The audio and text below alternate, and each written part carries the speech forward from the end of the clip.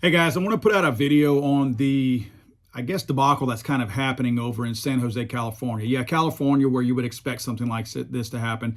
An unconstitutional tax is being levied, as well as insurance is being mandated, forced. You know my thoughts on mandates, on legal gun owners. And I say legal gun owners, the city of San Jose, of course, is trying to position this as if it were somehow applicable to everybody, but criminals don't follow the law. So this is a fee and a requirement that's only going to be levied onto law-abiding citizens in the municipality, the city limits. Now that 55,000 people, this fee, this tax that they're talking about within the city limits is a $25 fee, annual fee. You will pay this every single year.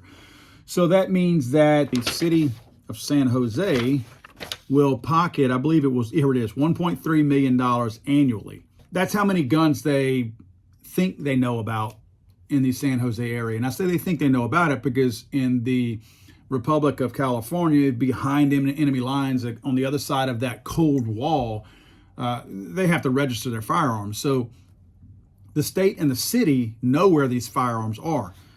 So they will know if you do not go purchase your insurance and pay your $25 fee. A couple things that I want to talk about. I mean, obviously, I look at this as anti-gun extortion is all that it is. But we have the San Jose mayor, Sam Liccardo, who makes the statement that the goal of this is to mitigate harm inflicted by gun violence and shift the financial burden of gun education and victim services to gun owners instead of all taxpayers. You know, I went through your entire ordinance that we have printed out right here, and nowhere in here is there any mention of safe handling practices.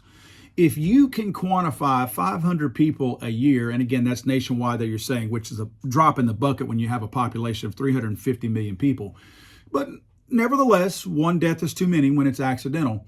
So it truly is a problem. So if you really are trying to combat accidental deaths, and you're not just putting those numbers in here just to pad your numbers and make it look like a sellable thing to you, then why haven't you ever done anything up till now? And why aren't you proposing anything? Why are you just going to push anti-gun courses? Because we know that's what you're going to do. It's going to be run and go hide if you see a firearm and call the police. You're actually going to be dedicating this $1.3 million a year to anti-gun organizations. Now, it's supposed to be a 501(c), a nonprofit, is where this money is supposed to go. We all know that that's why the Everytown for Gun Safety and all those other anti-gun organizations that profit largely off of gun-related deaths, that we know that's who you're going to hire. You actually use some of their statistics to make your case in this ordinance, which is laughable at best. That would be like me using stats from the NRA or Gun Owners of America to make my pro-gun case. To me, you're disqualified automatically by doing that because those are not verifiable numbers. And anytime I've ever investigated numbers from Everytown for Gun Safety or whatever their name is, it's a fabricated number, and it's a number that's padded in ways that they just don't include the full picture. What I mean by that is they talk about school shootings, and they will include all the numbers at 2 a.m. in the morning when a drug deal went bad that's in the same vicinity 500 yards away from a school. They will include that as a school shooting. That's how dishonest and disingenuous these types of organizations are. Yet you use their numbers to try to make your case, which to me debunks your entire case and makes it all null and void, because now I don't believe any of your numbers because I know the sources that you're trying to pull these from just to make your case. You want to look at where a corruption trail is going to start? Look at the city manager for the city of San Jose, and you will see what is going to become one of the most powerful people in San Jose, because they are going to have $1.3 million new that they have in their purse to now spend wherever they want and however they want. That just became one of the most powerful positions within that municipality. We look at situations like this that don't affect us sometimes, and we say, not my problem. We roll our eyes and we look away. We look at the things that affect us. We look at, our mortgage payments coming up. My truck's not running right. Having issues at work. And it's easy to ignore things like this. What happens with things like this is when we become complacent and think that they won't affect us, This is the ripple in the pond that will get to us eventually. Because what happens in a situation like this is, if San Jose is allowed to do this with no repercussions and we allow this to take place, eventually the entire state of California does this. Eventually all these liberal states start doing the same thing. And it's all because we ignored this whenever they took place. And they create a sense of normalcy at some point where we're like, well, that's always been the law over there. So what's the difference if it happens here? We allow that sense of normalcy to actually take place. Guys, when we don't fight what seems like a meaningless tax or a meaningless law, when we don't fight those and we just shrug our shoulders at them, those things are actually not only used against us, but they're brought up as part of the argument for why this is a good thing. Case in point, the mayor of San Jose actually went so far as to say there have been a lot of concerns about imposing fees and constitutional rights, and I can assure you there are already a lot of taxes upheld with the purchase of guns and ammunition. What he's talking about is excise taxes. Gun manufacturers and ammunition manufacturers within the confines of the United States of America already pay anywhere from a 10 to 12% excise tax whenever they sell firearms, completed firearms, and ammunition. Bet you didn't know that. A lot of people don't realize that.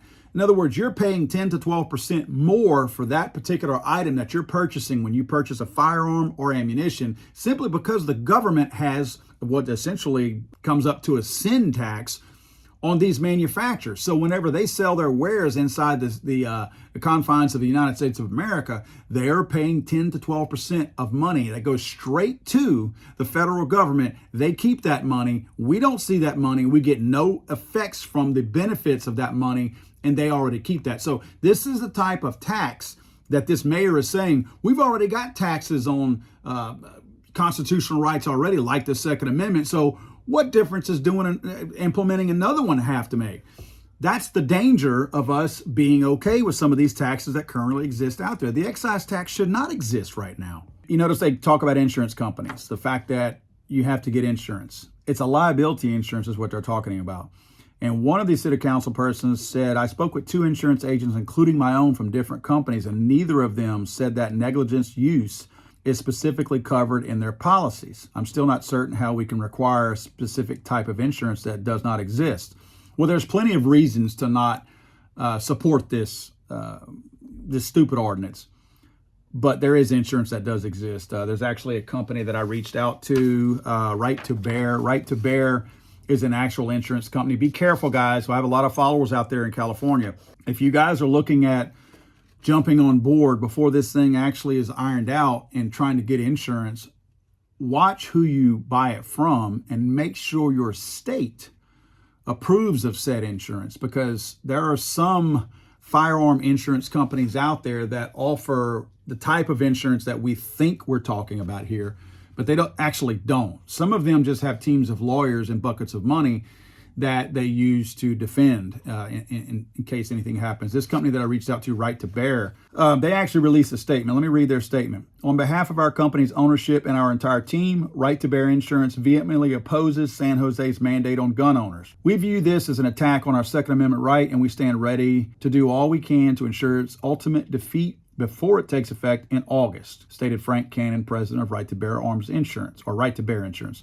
The principal purpose of our company is to defend the right of all responsible American gun owners to stand their ground if the need should ever arise. We believe the right to defend oneself is inherent, natural, not something that should require any government restriction or protection. They state down at the very bottom here that some of their policies start at $10.95 a month.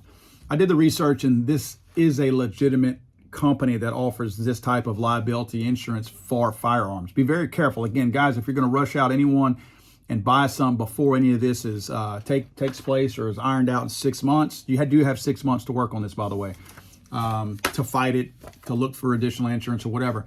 Just ask the right questions. Make sure that this is the type of, if you have to pull this ordinance, and make sure your insurance company says that, number one, we can't operate in the state of California with this type of insurance, and number two, does their policy offer the kind of coverage that you're looking for in order to achieve what you need to achieve to comply with this ordinance?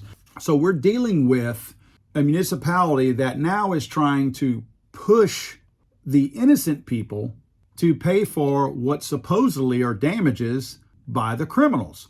One simple look at the logic behind that will tell you that all this is a money grab. Because do you honestly think there is a criminal out there who saw this news and said, dang, that's going to cost me 25 bucks? Do you honestly think there's a criminal out there who next year, when their new dues, their new tax is up for their gun, that before they go gangbanging, they go, honey, did you pay your right to own a firearm in San Jose tax? No, baby, I didn't. Can't go gangbanging. Don't you go gangbanging. You can hit me with that 25. You either go pay your gangbanging fee or you don't go gangbanging. Yeah, baby, I'm going to go ahead and stay home. Do you honestly think that's going to happen? No, guys, it's not going to. It's the law-abiding, innocent person who doesn't want to go to jail who pays this $1.3 billion. The people who are inflicting this violence and this crime and who are creating this whole hysteria are the people on the street who are killing people and the people in the city council of San Jose. Let's go, Brandon.